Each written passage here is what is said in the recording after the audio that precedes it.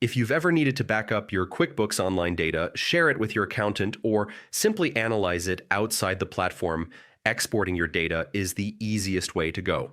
In this video, I'll walk you step by step through the process of exporting data from QuickBooks Online so you can get exactly what you need with just a few clicks. Let's get started. The first thing you'll do is head to the gear icon, also known as Settings, in the top right corner of your QuickBooks dashboard. From there, select Export Data. Now, QuickBooks gives you two main options, reports or lists.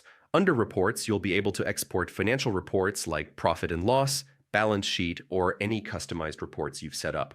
Under lists, you can export things like your chart of accounts, customer list, vendor list, or product and service details. Once you've chosen the tab that fits your needs, you'll see on-off switches next to each item. This is where you can customize what to include or exclude. For reports specifically, you'll also get the option to set a date range. This is really useful if you only want data for a specific quarter, year, or custom period. After you've made your selections, go ahead and click Export to Excel.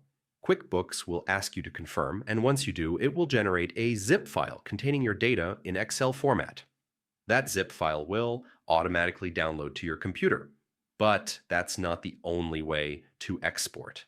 If you need specific transactions, you can go into the Transactions section, choose the set of transactions you want, and then simply click the download icon. This gives you a quick export without having to go through the full export data tool.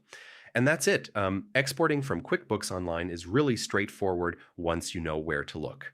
Whether it's for reporting, backups, or collaboration, having your data in Excel format gives you flexibility and peace of mind.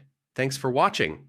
If you found this walkthrough helpful, make sure to hit the like button and subscribe for more QuickBooks tips and tutorials. See you in the next one. Oh.